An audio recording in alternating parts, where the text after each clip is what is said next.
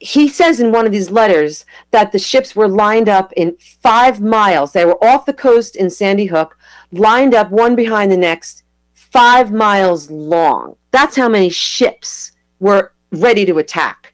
Yeah, this was a scary, scary time. You see the modest John in Stilwell. He is also, he was humble and a modest guy. But very strict.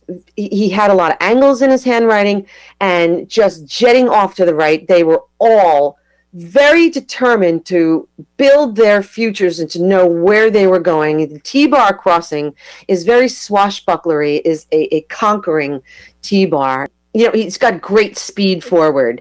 He's very consistent. What you give this man to do, he will do it consistently. And the tall handwriting was that he's very idealistic. The ideals he had in mind, he was a revolutionist, but he was also a retaliator. So he was, you know, vicious in his own way, too, about his staunch beliefs about the freedom that he was fighting for.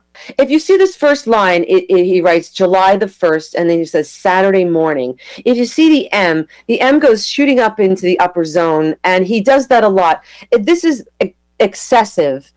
But what's interesting that he does this to the M's in some of his letters, shooting into the upper zone like that, is that here he was a person who stood out on the cliff of Garrett's Hill with a spyglass, spying on the ships of war over the harbor, and yet he has this energy in the top part of that M, that extending stroke, which has to speak to the fact that he's looking out of a spyglass of his eye. In graphology, you know, the top can be the head, the bottom, like the lower zone would be the feet. So here he's really using a strong energy in the head, which is interesting for someone who was a spy with a spyglass. I'm drawing the parallel. This M, this third one to the right, almost looks like a bayonet.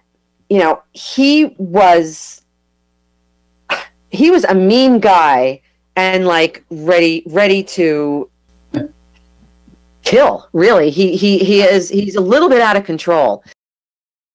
John Stilwell sent his letters he wrote his letters, he packaged them up and gave it to his son Billy.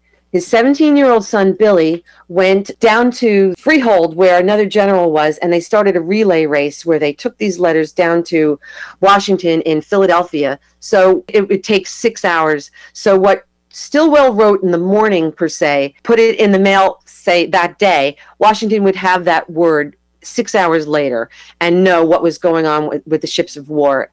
It is a very important part of the Stilwell story, because I don't know that there's any, you know, this could have been the first Pony Express.